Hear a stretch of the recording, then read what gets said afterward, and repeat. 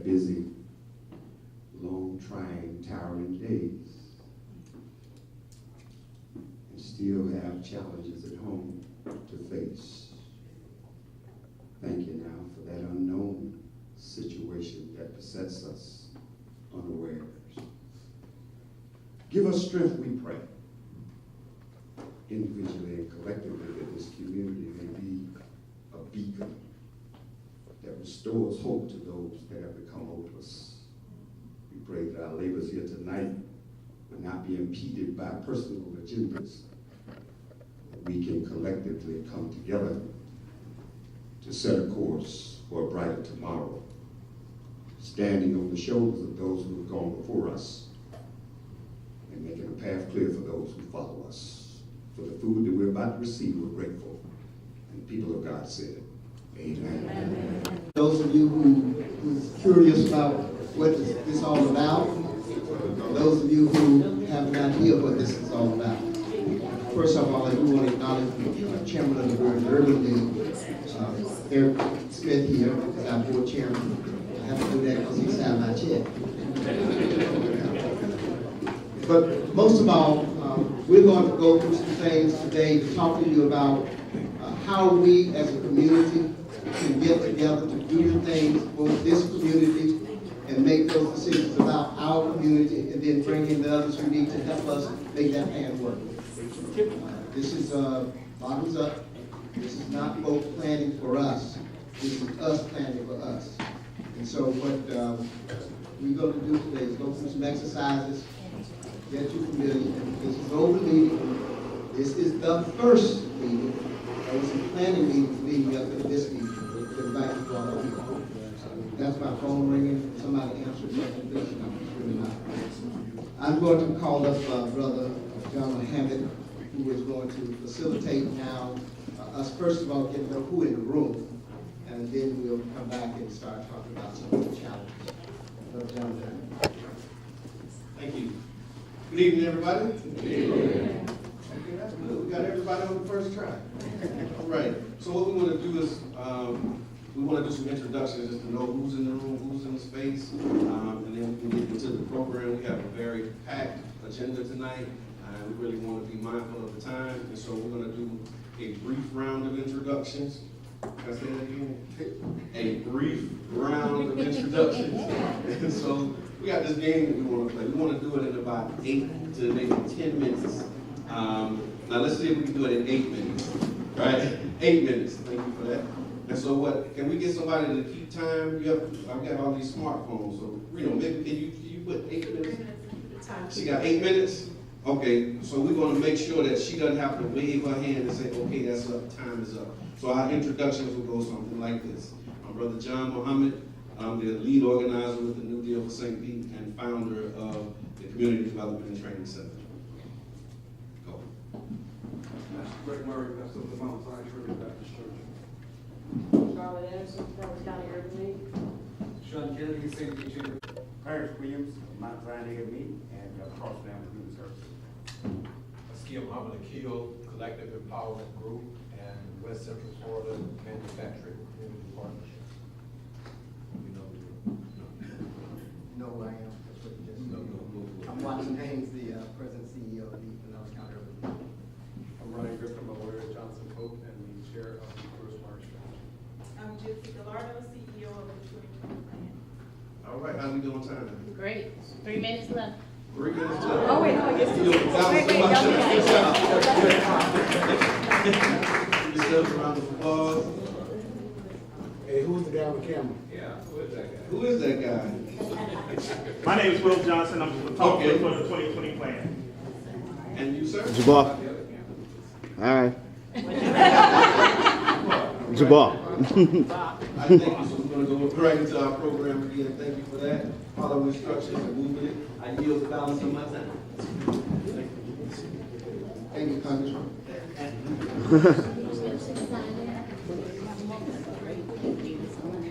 Go back 75 years ago. 75 years ago, the city had a planning commission.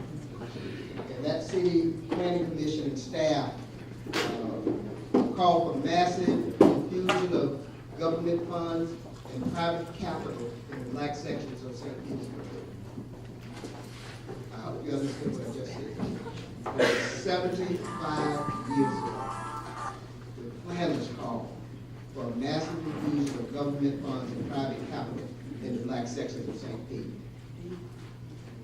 Now, while that was welcomed by many members of the African American community here in this city at that time, there was feelings that the political realities of the time were not going to make that happen. And so despite their good intentions, the planners had failed to identify that the primary source of the black community's problem. Nowhere in the report was there even a hint that racial prejudice had contributed to the black population's plight. Now let me tell you where this comes from before somebody said, well, Watson made that all up. There's called the Olive V. McLean Library.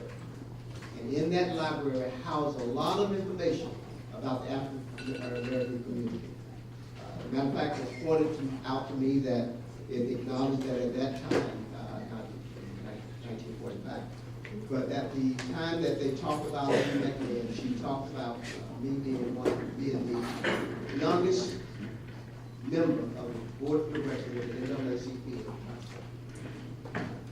Where I was just getting out of high school. And so the National Urban League was called in to take a look at the plans that the city, in essence, intended to happen in this community. In 1945, it's 73 years ago now, it's not like last week, after spending several weeks in the city, a team of Urban League investigators issued a lengthy report that assessed the strengths and the weaknesses of the black community and the character of local race relations.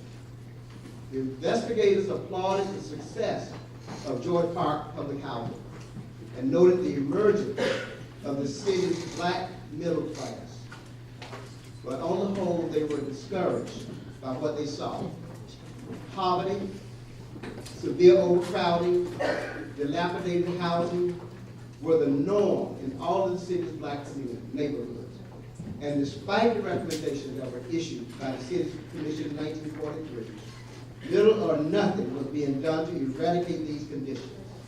The city's black schools and the white public officials who were responsible for the condition also came in for sharp criticism. The black school system had no kindergarten classes, no facilities for technical education, and no access to St.Petersurg College, junior college. Black teachers even earned far less than their white counterparts. And everything, from blackboards to school buses, was in short supply.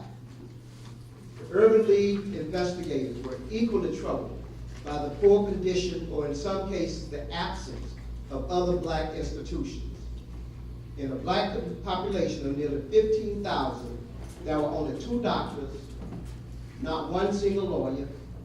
Mercy Hospital that was over there was overcrowded and understaffed. And after 6 decades, the black community still had no public beach, no swimming pool, no library, no blood bank, no newspaper. In the area of race relations, the investigators found that residential and social segregation were rigidly enforced, and that blacks and whites had very few opportunities to engage in interracial dialogue. The only group that was called integrated was a group called together by the Council of Churches. But the most poignant example was the tradition of fear that kept blacks away from the city's famous green benches. And although city police no longer prevented blacks from sitting on downtown benches, the investigators discovered that very few black citizens felt secure enough to exercise that new freedom. The wounds of a lifetime will take a long time to heal. And so, what we find is, and I'm just thankful, and I know she don't like to say this, for Jit Scalardo. Because here is a woman who brought this community together as never before. I'm saying never before, to tackle poverty together. And what that meant was all of us decided that we were going to take our armor off and be transparent and work with each other. You see, it didn't matter if the Urban League got a person a job who was an ex-offender, and it didn't matter if Mike Gelazo got him a job. The fact is, did the person get a job? Yes, yes. And that's when we begin to focus on the people that we begin to see things change in this community. And that's why poverty was reduced way before its time. Now, we're waiting for the final numbers and all that. But the reduction of poverty by 30% has been achieved.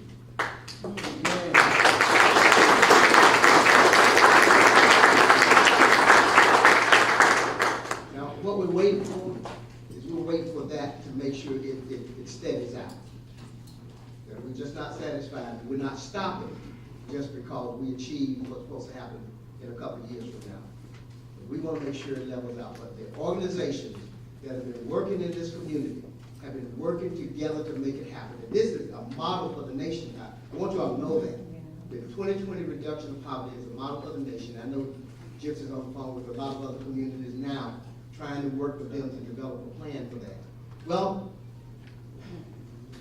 over the years, we've seen plans come and go.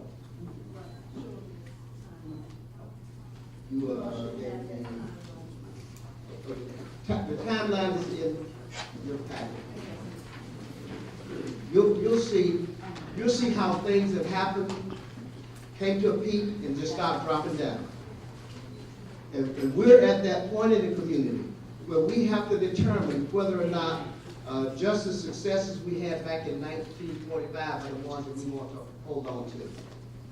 And so what we've learned over all these years, we saw what worked and what did not work. What did not work. When we were talking about building a shopping class on 18th and 22nd, my good friend, my frat brother, my line brother, I said to Larry, here's what we have to think about. Economic buying power. If there's no economic buying power, you're just going to build an institution that's going to close. Now, that's my frat brother. I was honest with him. But I said to him, but if they build it, I will shop there. And I shop there. But unless we develop economic prosperity within this community, we will continually lose those things that we're trying to gain. And so that's why this plan is. Now, we begin to turn the ship. We started doing things differently, working together. CoQueb was formed some years ago at this time, and CoQueb now has settled a lawsuit with the Pinellas County School Board that binds the school board for the next 10 years to close the achievement gap. That's been successful because this community came together. The PAC was formed, and we ended up where folks didn't want anybody on the county commission to look like us. We ended up with Ken Welch being elected to the county commission. So there have been some great successes that have happened because folk in here began to work together as a community. And so when we begin to look at poverty, we've seen employment increases in this community. We've seen it at record levels. We've seen income gain. We're not satisfied because there's still a need for jobs. There's still a need for transportation. There are folks from here, way out yonder, where the jobs are. But there's still a need. But we need to come together to create an inclusive economy. It's time to go the distance, to build on what we started and take it to the next level. We're not stopping with the reduction of poverty. We're calling you all in together for us to develop a way to create one community. Now, can it be done? The chamber has done it through Grow Smarter. They brought in some experts. They begin to get us folk around the table, and we begin to talk about how we can increase business in downtown St. Pete. And if you go downtown St. Pete, I don't know if the last time you've been down there, but if you found a parking space, let me know where it was, so I can go park down there. But this community was stripped in economics in the downtown, and the chamber began to look at those issues, work to help create the CRA. People invested money in the chamber's Grow Smarter effort. The city funded it. And the chamber raised some additional funds to go with that, to help make that happen. And that's what we're doing. We've asked the city for some dollars, $100,000. Now, I think the chamber's amount was $125 to get it going. So we've asked to give us the same thing, let us use that money. And let us develop a plan for this community where everybody will have an opportunity to give some input in that plan. This is not my plan, this is not Gypsy's plan, this is not anybody's plan up here. It's our plan as a community. If we do it, and if we're transparent in it, I guarantee you, when we talk about reducing and eliminating poverty, we'll look at our 1 year, our plan, and come back and say to everybody 2 years from now, wow, we never thought we could do it. And then you'd have a parking problem on 22nd Street, on the Deuces Beatrice, but you would have to work to figure out where we're gonna park, because too many businesses there, and too many people wanna open businesses on the Deuces, and then there's no space on 16th Street because all that property is taken up by businesses, and then up on 18th Avenue, and so it mushrooms. Only can mushroom if we as a community get together, take off our titles, and begin to work for the best interest of the economy of this community. So that what the city came up with and the National Urban League came up with 75 years, we're not sitting here 25 years from now and saying, oh yeah, they came up with that 100 years ago, but it still hasn't happened. We're gonna make it happen. We're gonna do it because I believe that the people in this room, God has anointed you from your birthday to be in this room today to help make this decision for the future of this community. Thank you.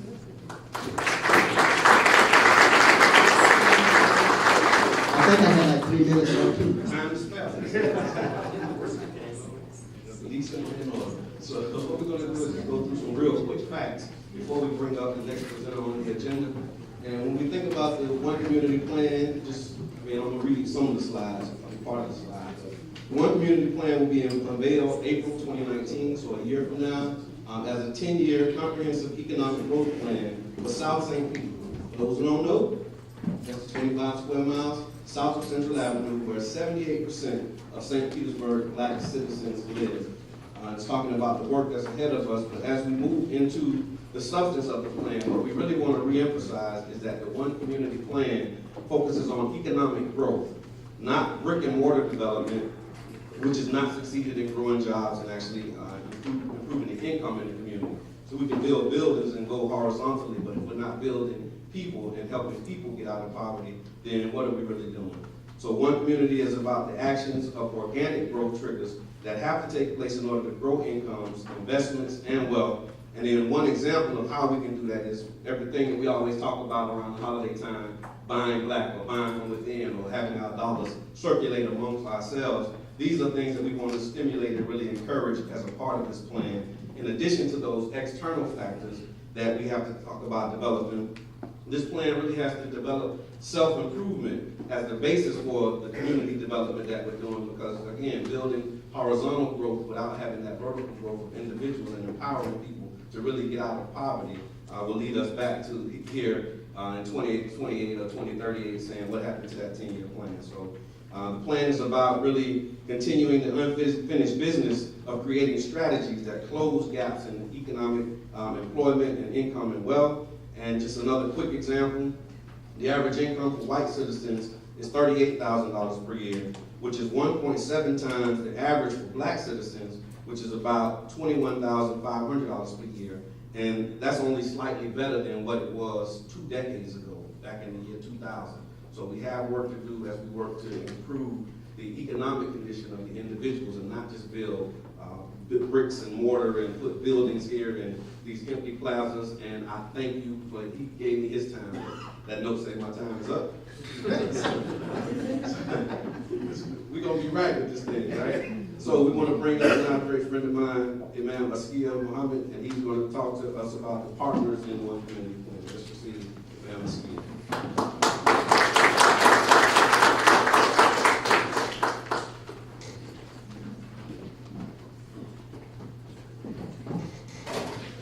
Good evening, everyone. Good evening. Peace and justice and and prosperity and equity and human dignity be with and upon each and every one of you who is assembled here this evening. This is quite a view from up here. Now, you take just a second. We did the exercise and we went around and had everyone introduce themselves very quickly. Take just a few seconds, scan the room again. Now the quiz is, when I finish, I'm going to ask somebody to name everybody. And I'll just go. Scan the room, and as best you can recall, not so much the names of people, but the different organizations, the companies, etc., the skill sets it would take to run those companies or to run those organizations. Think about that for just a second. And then think about your own resume and some of the things that you have done to help bring about change, to help make things happen. Just reflect on that for a second. Now, as you look around the room, what, maybe 50, 60 people, think about the thousands of people who are not here. Think about the thousands who are not here. Our effort is being driven by a group of partners who have agreed to come together and work together around a common agenda over a sustained period of time. Let that soak in for a second. As you are digesting that, Pinellas County Urban League, the 2020 plan and the people who are involved in that, Collective Empowerment Group of the Tampa Bay area, which, like the Urban League and some others, part of the national movement, New Deal and Community Development and Training Center, otherwise known as C.D.A.T, Mount Zion Human Services, the Pinellas Ex-Offender Reentry Coalition, PERC, some of you are familiar with that. These 6 entities are the core of what is being organized and pulled together. But again, think with me for a second and picture yourselves, each one of you, as a single kernel on an ear of corn. Picture it if you would. A single kernel on an ear of corn. Think about how closely they are positioned and bound together. Can you count them? You have no idea. I grew up shucking corn. Anybody here know about shucking corn? I've shucked corn before. If it's one kernel, maybe one person can digest it. Sometimes you cut it in half and 2, right? But remember, each one of those kernels is a seed. Each one can be planted. Each kernel can grow another stalk. Each stalk has how many potential ears of corn on it. Now you've got a corn field. And you can ground some of that up, and you can make flour, or you can take the stalks or the husk, etc. You can feed the flocks. But in order for that to work, you need what? These entities, these individual kernels, these ears working closely together, each one giving up its individuality for the benefit of the whole. Now, that doesn't mean that they're not distinct, unique, etc. But the whole is greater than the sum of the parts. All right, so now I will close with this. The difference between what we are embarked upon and committed to do is the fact that we understand the importance of collective impact, of the collective impact model. Remember, I mentioned earlier that we have to work together around a common agenda. We're committed to a common agenda, not to our own individual or personal or organizational agendas. We're committed to a common agenda, and our collaboration is measured, and success in that collaboration is measured over time. And and there's accountability. Each one of us who's part of this effort must, in fact, will be held accountable. And if we succeed in doing that, and we're committed to do it, we will succeed, then we will see multi-generational change, prosperity, improvement in our economic plight, et cetera, in our community. So I'm going to close with that. You'll hear a lot more. But thank you so much for committing yourselves by agreeing to be here and committing to work as part and parcel of this process. Thank you again.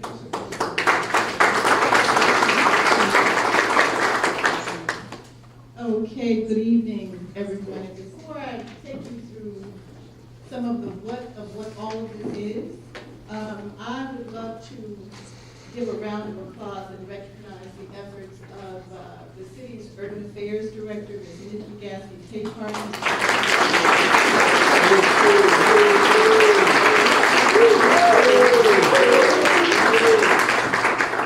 She is a member of our planning committee, but with her normal modesty characteristic, she prefers to sit in the back corner of the room, which also happens to be my favorite spot. About 18 months ago, Pastor Murphy and I went to meet with the mayor and the deputy mayor, and we took them a long list of the economic growth and development investments that have been made through downtown groups, other groups such as the Edge Business District, the Grand Central Business District, a Kenwood Business Association, and just a long, long list of investments that have been made through, and I tend to speak openly, and so I'll continue that tradition, through majority white-led organizations, but there have been no similar investment in black-led organizations who could also chart their own destiny. The mayor and deputy mayor, who could not be here tonight but commit to future meetings, saw the logic in what we were saying. And so they chose to invest in this plan as the One Community Plan as a parallel to something you'll hear about in just a few minutes, the Grow Smarter Initiative, which is led by the St.Peteersurg Area Chamber. Now this is also one of those speaking very bluntly moments. What is the One Community Plan all about? The way I like to say it, to make things simple for people, is it's about real money in real people's pockets, paychecks, bank accounts, and balance sheets. For those of you who don't know the history of the reconstruction of the community, I know it may not be popular among some, but I give all due respect to former Mayor Rick Baker, because he led a 8+ year period of renaissance and revitalization in South St. Petersburg. During his tenure in office, about 450,000 square feet of commercial space was revitalized, and that included the small St. Pete College campus down the street, the Royal Theater, rebuilding of Perkins Elementary, if I recall correctly, the renovation and reopening of Johnny Ruth Clark Health Center, the former Mercy Hospital. I see Charles Ray in the audience, who was a part of that. Ken Jones was as well in the back of the room. But what we learned over time is that that did not move the needle. It did not create new jobs substantially, which when you think about it, it makes sense. If you rebuild a grocery store, an elementary school, your job count is the same before as it was after. It did not increase incomes in the community. It did not increase wealth and ownership in the community. So One Community is about that real money piece. And up at the top in the purple box, it's about employment, income, savings and investments, wealth, including home ownership, business revenue, and business assets. We hope to focus, and this is, I hate to say it, Watson and Brother John, you ought to tell them why they're here tonight. I'm going to skip back really quickly.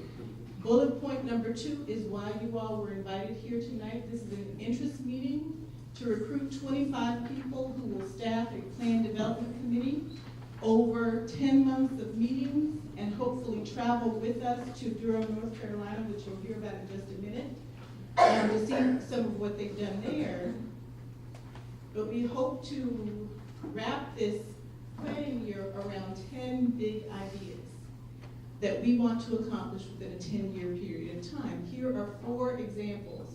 And there is a PowerPoint on the onecommunity.com website that gives a bit more behind these ideas. But idea number 1, we want here a facility like the American Underground. Has anybody heard of that? Okay, Sean has raised his hand, Dr. Wheeler raised her hand. This is a very large facility. So 257 companies are housed in this startup incubator, state-of-the-art small business hub. We want a place where our young up-and-coming and aspiring entrepreneurs can have a place to go to business, to call their own, to be their office, where they are supported with linkages to capital, networking amongst others, etc. Number 2, $10 million Fannie Mae Challenge. This is a 2-year competition that was released in, I think, December of 2017, with Fannie Mae seeking to invest $10 million if communities could match it with something to speed the pace of affordable housing development. And not only that, but to couple it with health and education services as well. Big idea number 3. Who's heard of Governor Deval Patrick? I want to say this may not be 100% correct. I think he was the first African-American elected governor in the United States. He created a $28 million social impact bond, is what it's called, that invested in juvenile ex-offender reentry services, if you will, en masse, so that we could ultimately reduce taxpayer cost of those young men going back into the prison system. Big idea number 4, revive Deuces Live. So there have been examples across America, and I give the example of Washington, D.C. U Street, where they have thoroughly redeveloped their community. And there are still challenges, right? It's not all gravy, but they've taken hold to it and created densities of housing, densities of retail, and other types of businesses along that corridor. Can we here in South St. Pete totally embrace the Deuces Live corridor? Can we get behind their Saturday art walks and their other market type concepts and work together to attract more businesses here so that we can have this success story? So those are 4 of the 10 big ideas that have been put out so far. There are others on the website. When will all this take place? We expect that the plan to be finished and unveiled in April 2017, 2019. If you look at your agenda document at the bottom, you've got some meeting dates charted out for you. One of the dates on that document is an exchange trip to Durham, North Carolina. So Pastor Murphy went on a trip there, fell in love with the American Underground, and ever since then, I can't tell you how many conversations have happened where people say, we need an incubator here.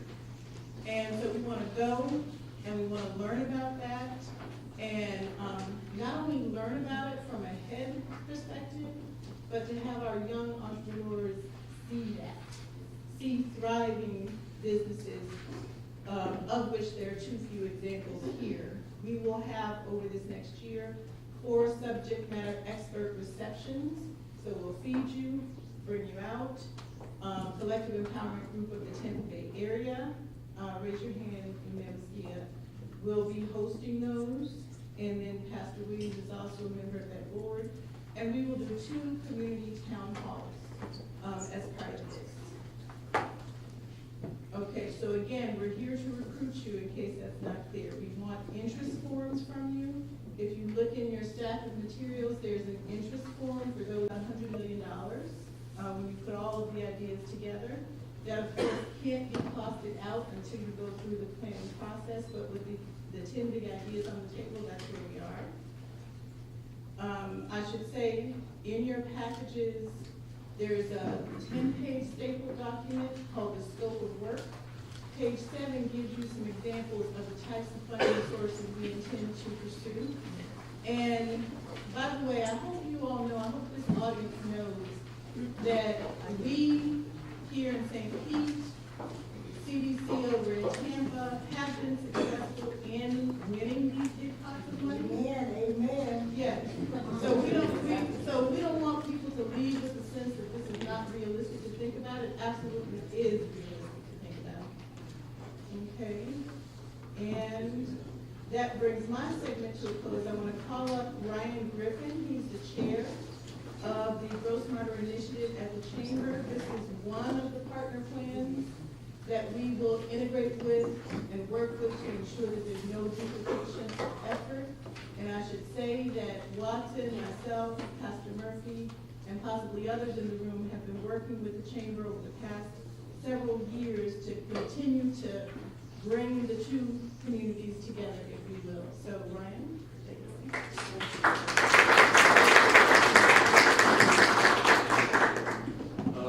Good evening, my name is Ryan Griffin. As I mentioned, I'm the chair of the Grow Smarter Initiative. And first I want to thank Gypsy for having us and giving me the opportunity to speak about Grow Smarter and also the opportunity to become a partner in the community. Not sure if you're familiar with Grow Smarter. I know that Watson and Gypsy were on the original steering committee and got us to where we are today. So thank you very much for your contributions. But if you're not familiar with it, hopefully my presentation gives you a little background about it. And if you are, maybe a little refresher. What is the Grow Smarter strategy? I don't know if we can flip this slide here, but the Grow Smarter strategy is a multi-year comprehensive economic development plan to enhance St. Petersburg's competitive position and provide quality, diverse economic growth now and in the future. It's a collective impact model with a focus on inclusive prosperity and equity. To give you a little background, the Chamber is not leading Grow Smarter, it's supporting it, I would say. Grow Smarter is owned by the community. It's owned by all of us. And the Chamber is just lending assets, as well as the city and others who have lent assets to have this come to fruition for our community. And as a history, just a little background on it, in 2013, the Chamber of Commerce, we were having some unprecedented success in certain parts of our community, and the Chamber of Commerce looked around and said, well, what if we have another economic downturn? What if we lose a major employer? What if, how do we leverage the success that we're having for our entire community? And we realized that we didn't have the talent in the room to be able to do that. And so we realized we needed to go out of house, and we went to Atlanta, and we, with the help of the city and other private sponsors, funded a company called Market Street that does comprehensive economic planning, and they came in, and what we realized is economic development is not about creating jobs. That's always the first layer. People say, hey, we're going to create jobs as economic development. That's not what it is. That's how traditional chambers look at it. And what we realized is we had to go broader, we had to go deeper, because economic development touches all parts of our community. And unless you get down into the grassroots of really what turns everything, you're not going to have that sustained success. So it's kind of like a multi-layered onion, but we realized that we needed to get there, and probably many of you and your entities probably got there sooner than we did, but it was a learning experience for us to really understand what economic development was. And if you want to create jobs, like I mentioned, that's kind of one thing. It's not about that. You need affordable housing, you need adequate housing stock for all ages and stages, you need a good education system, cradle to career, good training for your workforce, you need a safe community, you need to have a diverse and inclusive community to activate all parts of your community, not just your downtown. A major focus on the Grow Smarter strategy is South St. Pete. You need to have a plan for growth of new districts and corridors to connect your community. You need entrepreneurs to be able to flourish. You need to attract top talent in the community and be able to retain the talent that's grown up here.